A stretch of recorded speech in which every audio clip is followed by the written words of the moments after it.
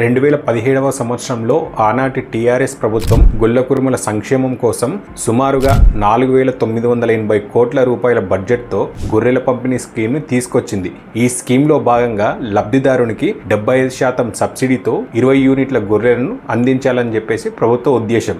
And ఈ పథకం కూడా అమలైంది. అయితే సీన్ కట్ చేస్తే ఈ పథకంలో భారీగా స్కామ్ జరిగినట్టు 2023 డిసెంబర్లో ఏసీబీకి మొదటి కంప్లైంట్ అందింది. సో ఈ కేసు గురించి కంప్లీట్ డీటెయిల్స్ అనేవి ఎక్స్ప్లెయిన్ చేస్తాను. చేసే ముందు మీకు ఒక రిక్వెస్ట్ ఏంటంటే, మీరు కనుక నా ఛానల్ని కొత్తగా చూసినట్లయితే ప్లీజ్ సబ్స్క్రైబ్ చేసుకోండి. ఇలాంటి మంచి కంటెంట్ మీ ముందుకు తీసుకొస్తాను. కేసులోకి వెళ్తే డిసెంబర్లో ఏసీబీకి మొదటి కంప్లైంట్ అందితే జనవరిలో ఎఫ్ఐఆర్ నమోదు చేసి కేసు టేకప్ చేసింది. సో జనవరి నుండి జూన్ వరకు మొత్తం 6 నెలలు ప్రాపర్ ఇన్వెస్టిగేషన్ జరిగిన తర్వాత ఏసీబీ పక్కా ఆధారాలతో అప్పటి పశుసంవర్ధక శాఖ మంత్రి అయిన తలసాని శ్రీనివాస్ యాదవ్ గారి ఓఎస్డీ అయిన కళ్యాణ్ కుమార్ ని అండ్ షీప్ ఫెడరేషన్ మాజీ ఎండీ అయిన సబావత్ రామచంద్ర అనే వ్యక్తిని ఇద్దరిని అరెస్ట్ చేసింది. ఇందులో ఇంట్రెస్టింగ్ పాయింట్ ఏంటి అంటే, ఈ అరెస్టులు జరుగుతున్న టైంలోనే జూలై నెలలో ఏసీబీ కేసుని ఆధారంగా చేసుకొని ఈడీ కూడా ప్రివెన్షన్ ఆఫ్ మనీ లాండరింగ్ కింద కేసు నమోదు చేసి జూలై నెలాఖరు వరకు మొత్తం 8 చోట్ల దాడులు చేసి డేటా స్వాధీనం చేసుకుంది. ఈ డేటాలో భాగంగా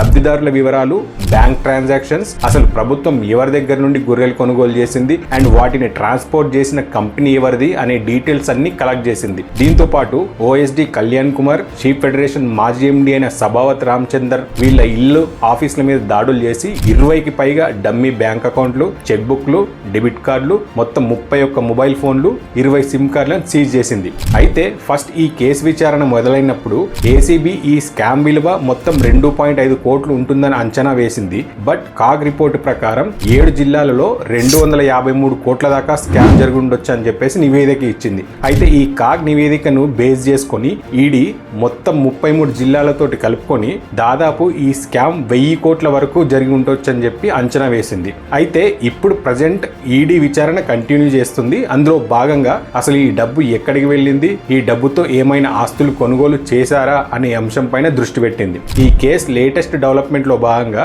అప్పటి పశుసంవర్ధక శాఖ మంత్రి అయిన తలసాని శ్రీనివాస్ యాదవ్ గారిని కూడా ఈడీ విచారణకు పిలిచే అవకాశం ఉందని తెలుస్తుంది. చూద్దాం ఏం జరగబోతుందో. ఈ స్కామ్ కి సంబంధించి మీ ఒపీనియన్ కూడా కామెంట్ చేయండి. Thank you. జై హింద్.